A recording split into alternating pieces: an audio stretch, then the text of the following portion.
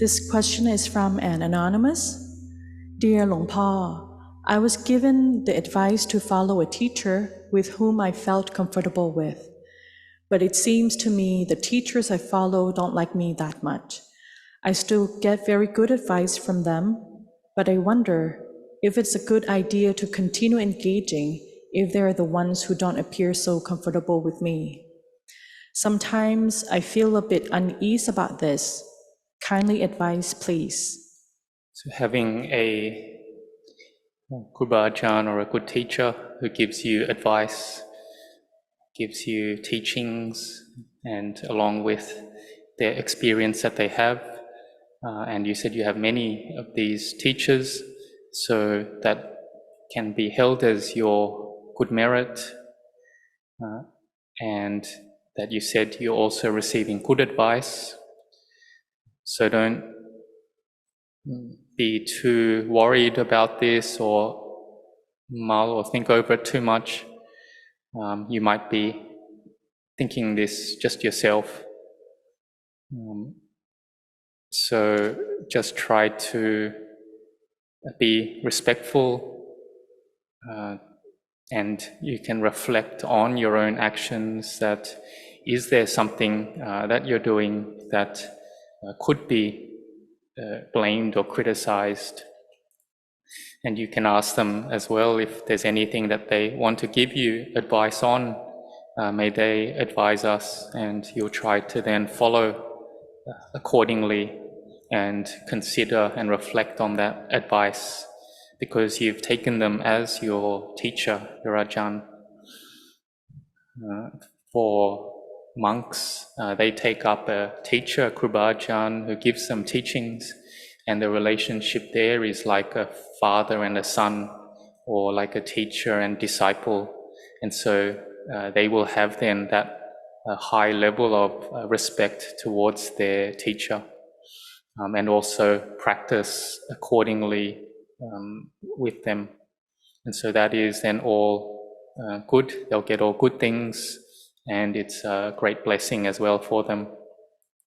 So you don't need to find any other teacher because they're giving you good advice and good teachings. So just keep continuing on to practice and keep training your mind well, and don't think or dwell too much on it. This question is from Minvi, Australia. When I'm doing breath meditation, my mindfulness is on the tip of my nose. At the same time, I use the mantra Bud on the in-breath and Do on the out-breath. While doing this at one time, I could not feel the breath going in and out, but I still maintained my mindfulness at the tip of my nose. As soon as I became aware that I could not feel the breath going in and out, the breathing returned slowly, but it was very fine and subtle. My question is, how should I proceed in this situation? So how you're practicing is correct, that you have mindfulness with the breath, the in-breath Bud, the out-breath To, and your awareness or mindfulness at the tip of the nose, so that is correct. And that you establishing your mindfulness well, so that is correct.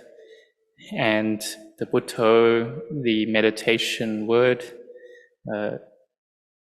may disappear without your intention to let it go. The mind becomes more peaceful, the breath is becoming more refined, and ultimately there'll be no more feeling of the breath in your awareness. The mind will be peaceful, or this is the mind that is peaceful. The body may be very light, it feels like it's floating maybe in the air, and the mind is starting to have peace arise.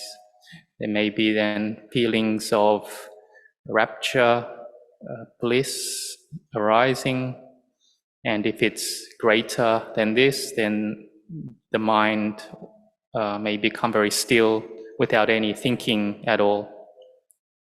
Buddho will be gone, the breath will be gone from one's awareness. And don't be surprised when this happens. It's still there, the breath is still there. If it wasn't there, you wouldn't be able to live. And so that you said that it only happened for a little while is because the peace is still small, and so then the awareness will come back. So you can also at that point contemplate or use vipassana, contemplating that the breath just enters, stays for a little while, and then ceases. Or going to contemplate the body as being the four great elements, that when it comes together, it's taken as a self, and when it breaks apart, then it's not self. So one can contemplate like that, and then go back to the breath, Put with the in-breath, toe with the out-breath. Just keep doing it until you're experienced and skilled at it, and then the peace will arise much more easily. So try to put in effort to do this. This is the mind becoming peaceful, and so when there is this peace arising, don't have doubts about it. The breath may be gone, and then you doubt, or the Buddho may disappear, and you doubt. So you don't need to just keep reciting Buddho, Buddho. It's not because Buddho is there to aid you. So Buddho is a meditation method. We call Buddhanusati and Anapanasati together. But if the Buddho disappears, the mental repetition, it disappears, then it's become Buddho within one's heart, because it's the full rule. It's like the one who knows there within the heart. That's the meaning of Buddho. So then until one keeps practicing, and then the breath is just let go by itself or outside of one's awareness.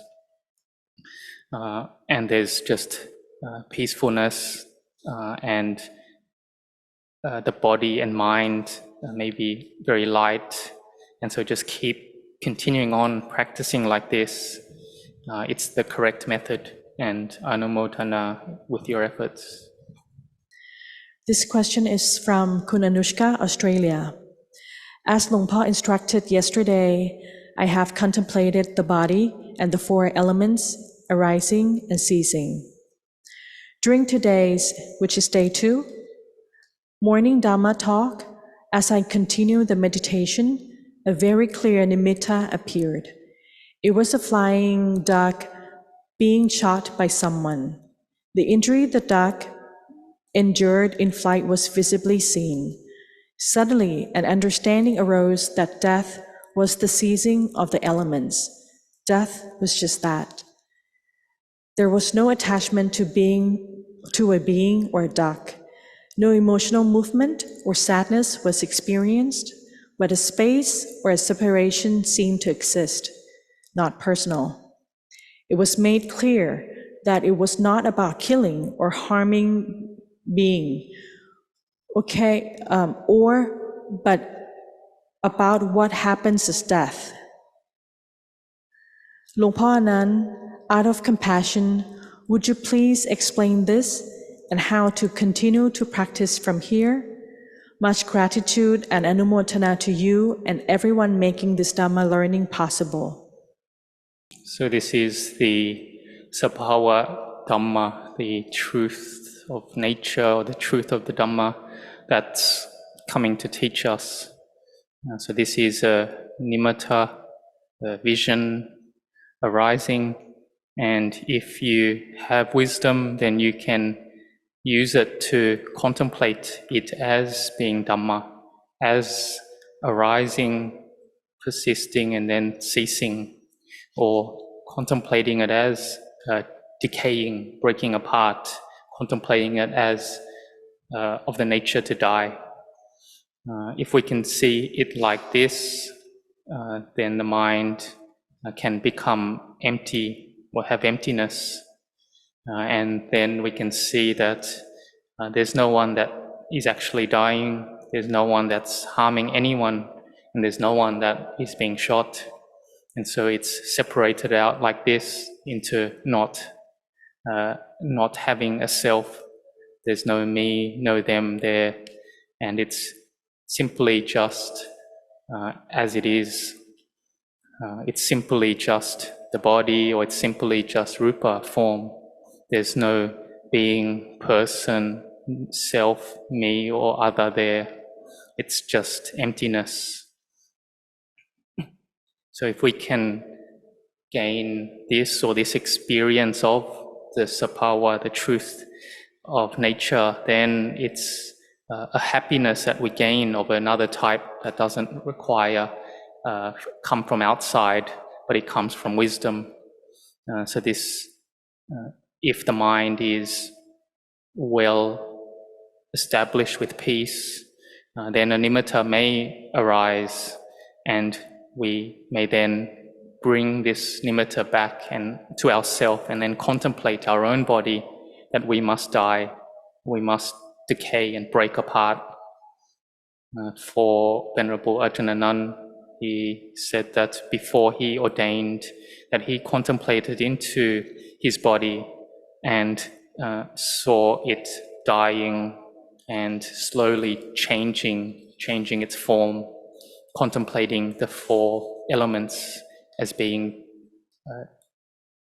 breaking apart, that the wind element would disappear, the fire element would go out, the water element would evaporate, and the earth element would slowly change, and ultimately it would all just be separated out and then decay and break apart till there's nothing left, nothing more, and it was just empty.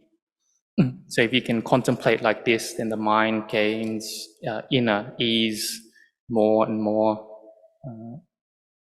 So that was coming from thinking or contemplating, reflecting, but leading to wisdom to arise and leading to inner peace.